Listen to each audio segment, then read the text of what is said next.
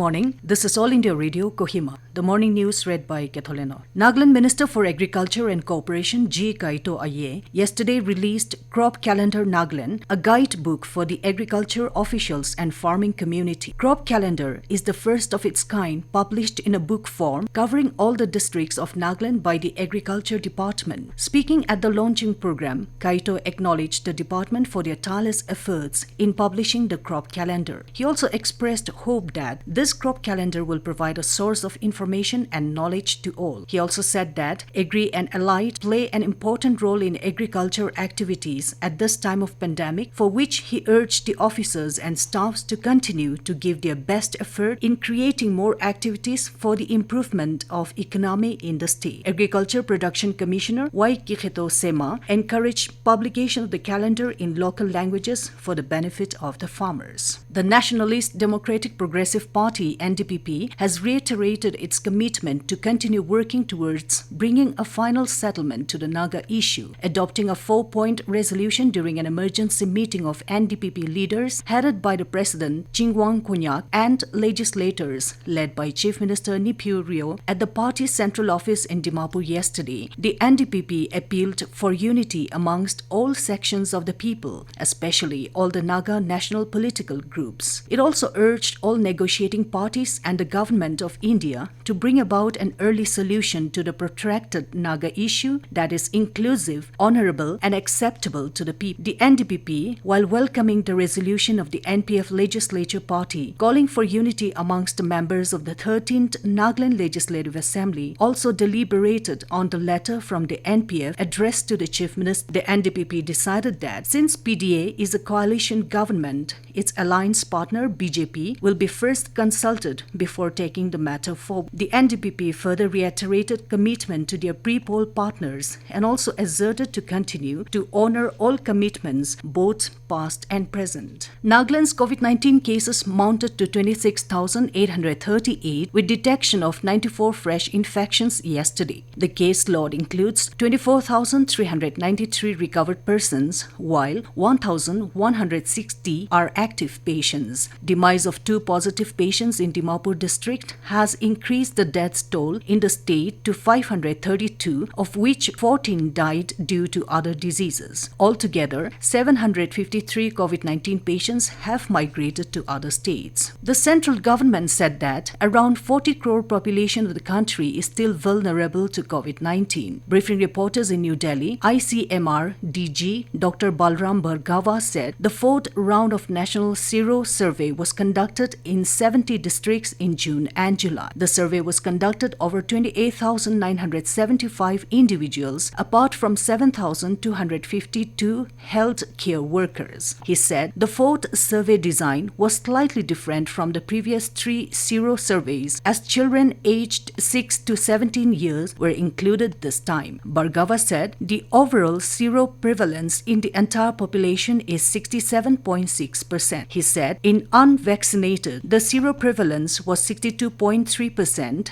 and with 1 dose of vaccine, it was 81%. The person who received both the doses of vaccine, the Sero prevalence was 89.8%. He said there was no difference in Sero prevalence in male and female. DG ICMR said that the survey also revealed that there is not much difference found between rural and urban areas. However, Sero prevalence is slightly higher in urban areas. And as the nationwide free COVID-19 vaccination campaign at government facilities for those above 18 years is going on, we advise our young listeners to get vaccinated and also to help others to get vaccinated. We also advise our listeners not to lower their guard, as COVID-19 remains a threat to our health. Please stay at home unless it is essential to go out, and continue to follow these 3 simple steps: wear a face mask, maintain 6 feet for social distancing, focus on hand and face hygiene. For any COVID-related information and guidance, contact National Helpline numbers 011-2397-8046 and 1075, and State Helpline number 1800-345-0019. With that, we come to the end of morning news. Have a nice day.